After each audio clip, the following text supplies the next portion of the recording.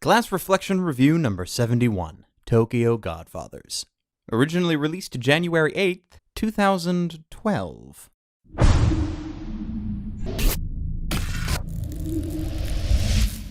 I think my favorite kind of Christmas movie is not the ones that are about Christmas specifically, but about the ones that are more about family, that just happen to have some Christmas elements. Some people have a tradition about watching It's a Wonderful Life, a great Christmas movie that is not specifically about Christmas, and heck doesn't even take place during Christmas for the majority of the movie. Other people may watch A Christmas Carol. Pick a version. You may think that that's a lot more about Christmas, and in a way you're right, but I think that it's more about Ebenezer Scrooge and his path to redemption rather than about the holiday. And then there is a film about three characters: an alcoholic, a runaway, and a transvestite who happen to find an abandoned child and begin a search for its parents.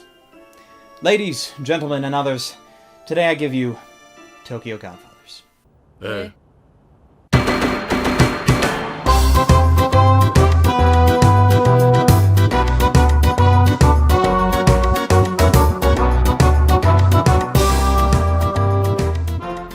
An unlikely story, Tokyo Godfathers takes our four main characters and places them into a world of coincidence, allowing the story of each of their lives to come to light as they attempt to care for an abandoned child. I say it takes place in a world of coincidence because without coincidence, the story would cease to exist. It is coincidence that our main characters were exactly where they were and doing exactly what they were doing, and it was coincidence that they coincidentally happened to be the perfect candidates to help this abandoned child find its family. Oh yeah! Huh?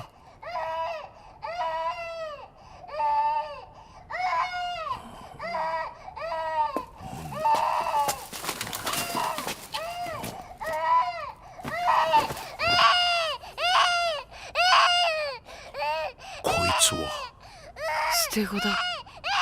Thankfully, however, Tokyo Godfathers doesn't have that type of coincidence that makes you feel like it's extremely corny, or makes you think, oh, I called that, like, right away. That was gonna happen. I knew it. Stuff. The story uses coincidence as a means to drive the plot rather than be the focus behind it. And for the most part, they actually do a really good job of keeping the coincidences in the background. They, of course, being more specifically the late Satoshi Kon. Satoshi Kon, the director of anime films such as Millennium Actress, Perfect Blue, and Paprika. With Tokyo Godfathers, Kon attempted to create a film about family values using a very unlikely cast of characters. Now, apparently, the story was based off an old novel called The Three Godfathers by a Mr. Peter B. Kane, I believe is his name. A novel that's been adapted into film, rearranged, and reiterated countless times, including the 3D animated movie Ice Age, for example. But Kon took this story of unlikely heroes and managed to modernize it in his own way, weaving together a multitude of character stories and arcs into one cohesive narrative. The animation production for the film was done in 2003 by Studio Madhouse, if I can recall correctly, which makes it about the time that they were doing Gungrave for television. The character designs, though, were done by Kon himself, something I have to give special attention just because of how realistic and distinct those designs actually are. With a lot of designs nowadays seeming to always fall under this template of cookie-cutter designs, it's nice to see something that breaks the mold every once in a while. Now, the animation itself, and with it the actual tone of the entire movie, happens to change depending on the time of day. When a scene takes place during the day, everything's all dark and gloomy. Like the average desk worker who goes about his boring life doing his boring desk job before going home and having his boring supper, then going to sleep in his boring bed before waking up and doing all over again.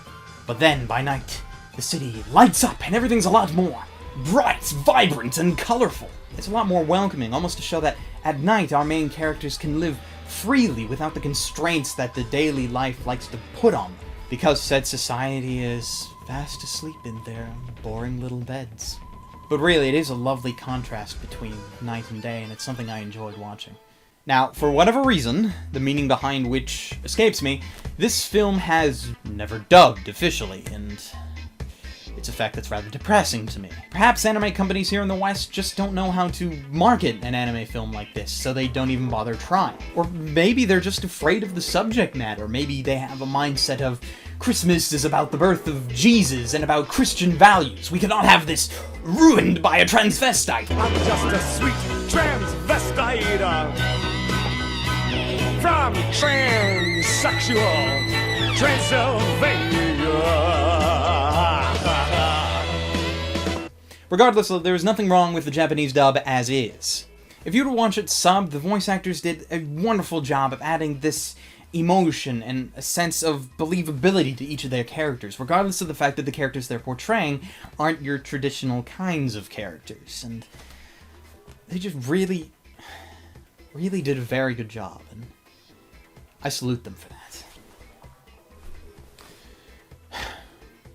Anyway, ladies and gentlemen, on to the final verdict.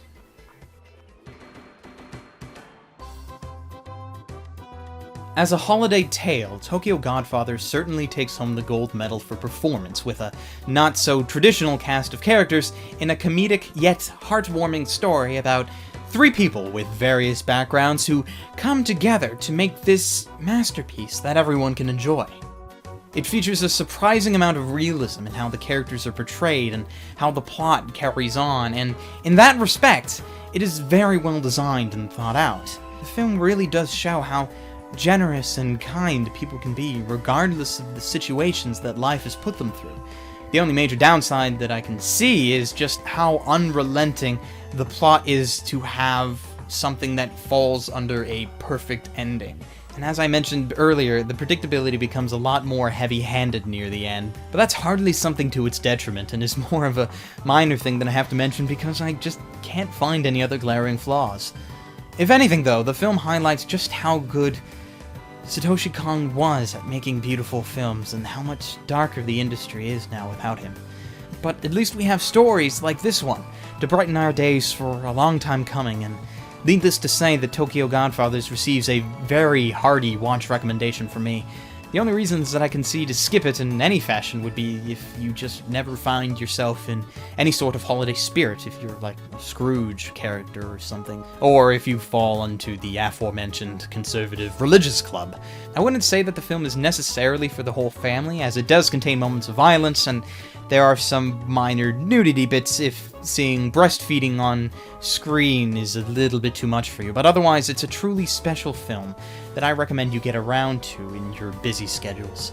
But until next time, ladies, gentlemen, and others, I bid you adieu. I hope you had a very Merry Christmas, or a Happy Hanukkah, Kwanzaa, or any other time of the year that you just happen to celebrate, and here's to a Happy New Year. I know it's a little late, but it should be happy regardless, and let's hope that this next one is just as good as the last. Stay frosty, everyone. Later.